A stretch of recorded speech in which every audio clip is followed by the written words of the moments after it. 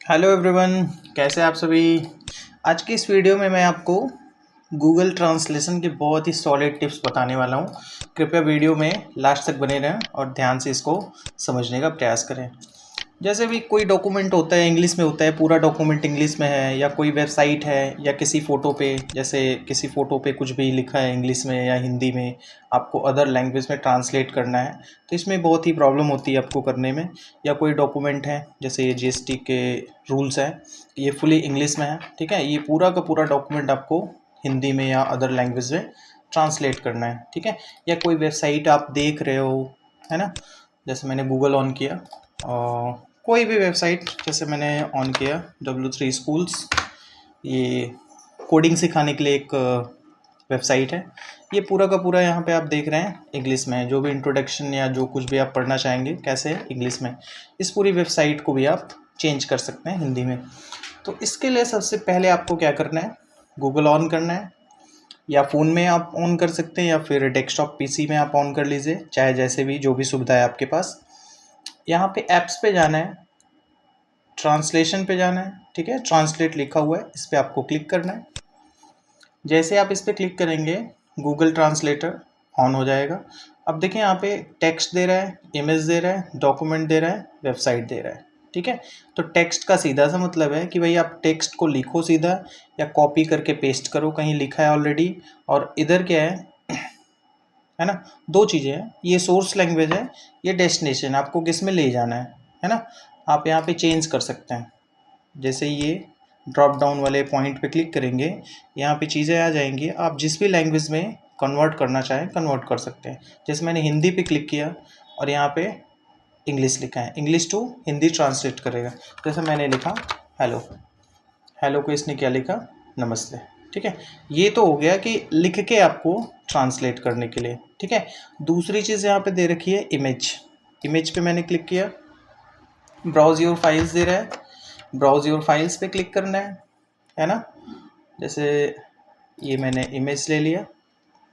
अब देखिए इंग्लिश से ये किस में जा रहा है, जापानीज़, ये जापानी लैंग्वेज में है। स्पेनिश या और भी कोई लैंग्वेज, आप गुजराती अगर ले लेते हैं तो गुजराती में लिख देगा, है ना।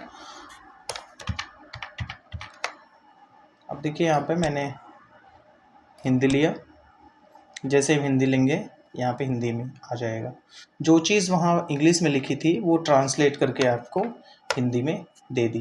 अब ये फाइल को आप क्या कर सकते हैं, डाउनलोड कर सकते हैं। यहाँ पे लिखा है डाउनलोड ट्रांसलेशन, डाउनलोड ट्रांसलेशन। ये फाइल क्या हो गई, डाउनलोड हो गई। देखिए भगत सिंह JPG।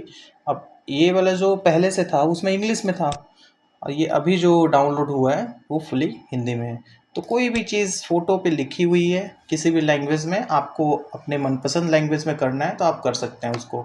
ये दूसरा ऑप्शन था यहाँ पे। तीसरा ऑप्शन है बहुत ही अच्छा है ये भी ऑप्शन, डॉक्यूमेंट। आप पूरे के पूरे डॉक्यूमेंट को ट्रांसलेट कर सकते हैं। डॉक्यूमेंट पे जाना है आपको, ब्राउज योर फाइल्स, जहाँ भी आपकी फाइल्स हो।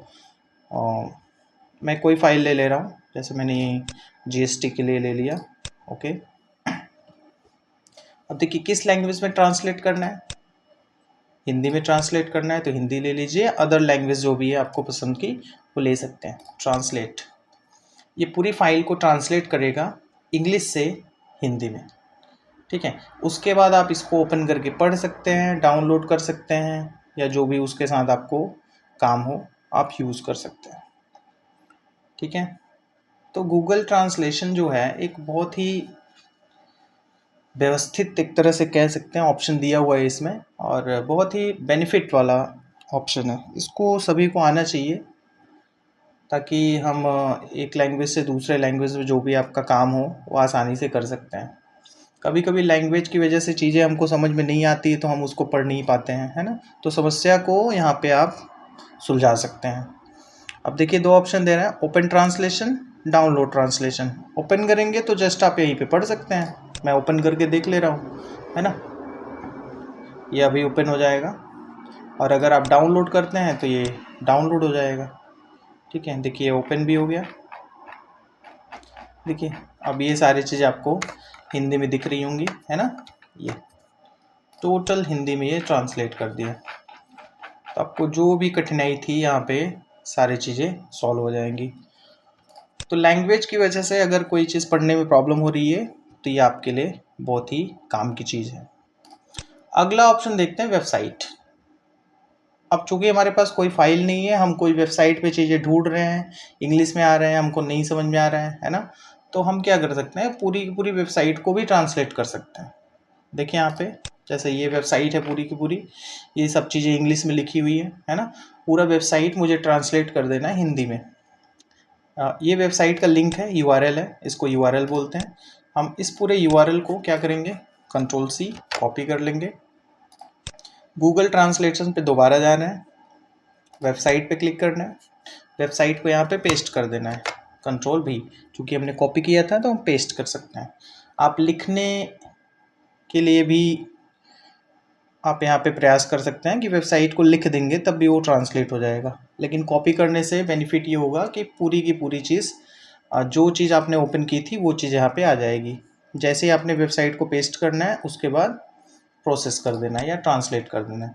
अब देखिए जिस लैंग्वेज में मैंने सेलेक्ट किया था उस लैंग्वेज में हो गया, जापानीज़ सेलेक्ट था तो जापानीज़ में हो गया। यहाँ पे आप चेंज कर सकते हैं, आप यहाँ पे क्या कर सकते हैं, हिंदी या जो लैंग्वेज आप रखना चाहें, मैंने हिंदी कर दिया। ठीक है, सब कुछ चेंज हो गया ना। तो बहुत ही आसान तरीका है ना। लिखा है HTML पूरा नाम हाइपर टेक्स्ट मार्कअप लैंग्वेज है, जो कुछ भी वहाँ लिखा था इंग्लिश में वो पूरा का पूरा आपका ट्रांसलेट हो गया हिंदी में। आपको पढ़ने में आसानी हो जाएगी, है ना। आपका कोई प्रोजेक्ट है या कोई भी स्टडी मटेरियल है, उन चीज़ों को आप ऐसे कन्वर्ट करके आसानी से पढ़ सकते हैं और समझ सकते हैं। तो गूगल ट्रांसलेशन यूज़ करिए और आपकी जो भी लैंग्वेज की प्रॉब्लम्स है उसको सॉल्व करिए। वीडियो अच्छा लगा हो तो कमेंट करें, लाइक करें। Thank you.